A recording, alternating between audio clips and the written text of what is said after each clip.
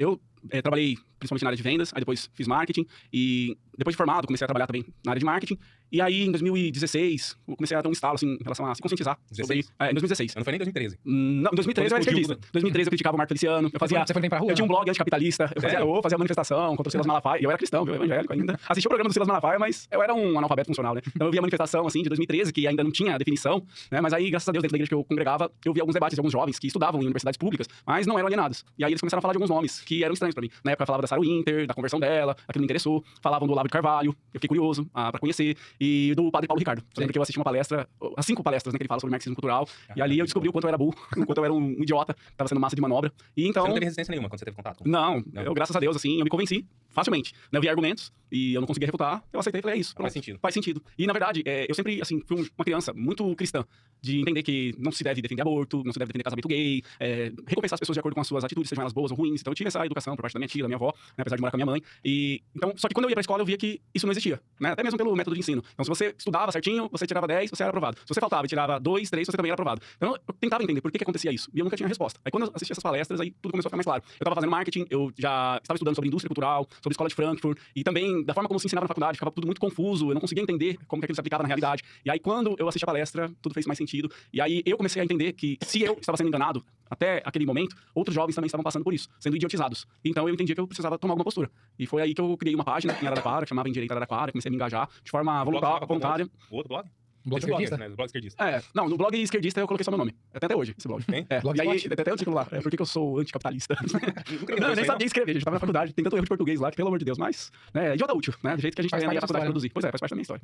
E o Olavo de Carvalho? Então, e o Olavo de Carvalho, depois eu comecei a ler o livro dele, o mínimo que você precisa saber pra não ser um idiota, e aí, então, eu comecei a ter mais coragem, também, através dos ensinamentos dele, do padre Paulo Ricardo, pra me manifestar, pra falar nas redes sociais. Então, eu tinha essa sede. Tinha manifestação de alguma coisa, né, contra a corrupção, em defesa da Lava Jato, eu comecei a me manifestar e aparecer nas ruas, até que em 2017 teve a exposição do MAN, né, dos peladores lá no museu. Nossa, já aconteceu há quase 10 anos aí, mas enfim. Aí ali eu enfiei a cara na cidade, ninguém me conhecia, e eu ainda não sabia que em 64 tinha ocorrido a Marcha da Família, dia 31 de março, e eu coloquei justamente esse nome. Uma manifestação pensando só que ia ser uma marcha em defesa da família. Só que isso irritou um jornalista de esquerda lá da cidade, né, o José Carlos Madalena, e isso me deu popularidade lá em Araraquara, e começaram várias pessoas a procurar, católicos, evangélicos, empresários, e comecei a receber um apoio orgânico até hoje, né, eu ando na rua, pessoal, você é o Rodrigo Ribeiro, cara, tal, continua na luta, continua defendendo a gente. E assim, o que eu comecei a perceber? Né, que a sociedade araraquarense, ela é uma sociedade, ela é honesta, ela é trabalhadora, ela é muito reservada, ela é muito bairrista. As pessoas de Araraquara, elas gostam de cuidar da casa delas. Então elas querem trabalhar, chegar em casa, fechar o portão e passar o tempo com a família, não querem se envolver com política, não querem se expor, são pessoas muito reservadas, são pessoas muito zelosas, com o cuidado assim, das coisas de casa, cuidam da sua própria reputação.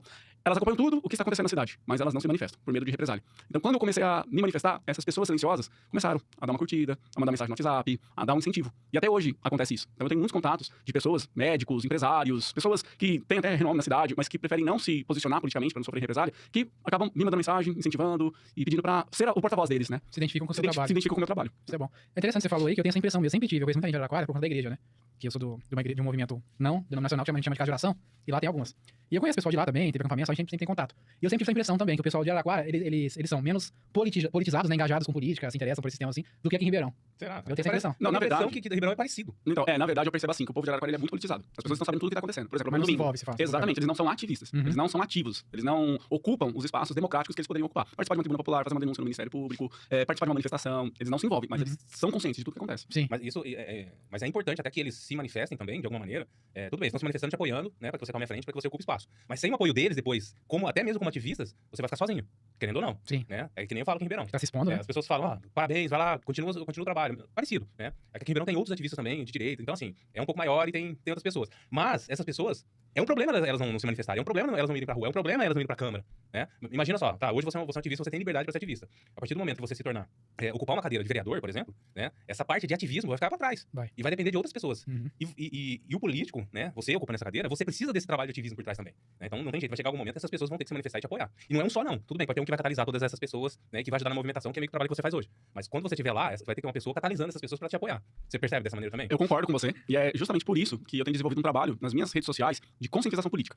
Então, continuando um pouco a minha jornada, depois que eu me engajei, né, na política, eu fiz parte de um movimento, né, movimento do Direito de São Paulo, que depois virou movimento conservador, fui assessor parlamentar, e aí dentro desse período fiz 2 especializações em administração pública e ciências políticas, que eu queria entender, já que eu estava dentro disso, falei, não, agora eu quero conhecer a fundo um pouco sobre essa área, né, de ciências sociais, ciências políticas. E hoje eu entendo que o Brasil, ele precisa amadurecer politicamente. Então eu quero desenvolver um trabalho hoje nas redes sociais, não absorvendo a responsabilidade e sendo um bastião da luta de pautas, mas conscientizando, ser um educador, de certa forma, né, da população, e fazer isso até mesmo de forma voluntária, para ensinar eles o que é ser um cidadão. As pessoas hoje perderam o senso de direitos e deveres, por exemplo. Né? E isso se deve a todo um sistema que tem sido criado no jurídico, na educação, na comunicação, que está adormecendo e até mesmo amortizando assim, na mentalidade da população a obrigação que eles têm para com a sociedade. E transferindo tudo isso para o Estado. Sim. E a gente sabe por quê. Né? Tem um viés político que acredita que é o Estado que tem que tomar conta de tudo. Mas, pela história, a gente também sabe que países que entregaram todas as responsabilidades para o Estado, né, se deram mal economicamente, socialmente, enfim. Então a gente precisa mudar isso. E como? Trabalhar através da conscientização, através do voluntariado, a participação das pessoas nas soluções de problemas da cidade, por menores que eles sejam. Parar de achar que toda hora que tem um problema, tem que ligar para o vereador resolver o problema. Sim. Não, peraí. Né? E a sociedade? Recentemente teve uma situação lá, né, de um grupo de pais, de uma creche perto de casa, que estavam desesperados com uma reforma que estava morosa, e ela estava trazendo risco para as crianças. Né? Crianças com autismo, que estavam sofrendo com o barulho da reforma, crianças com risco de contrair alguma doença, por causa de poeira, por causa de sujeira, atraindo animais peçonhentos, já estava tendo esses casos também. E aí, quando eu falei isso na tribuna popular, né, com os vereadores da base, da prefeitura, com o prefeito, o que eles responderam foi, olha, a gente tá fazendo o máximo possível.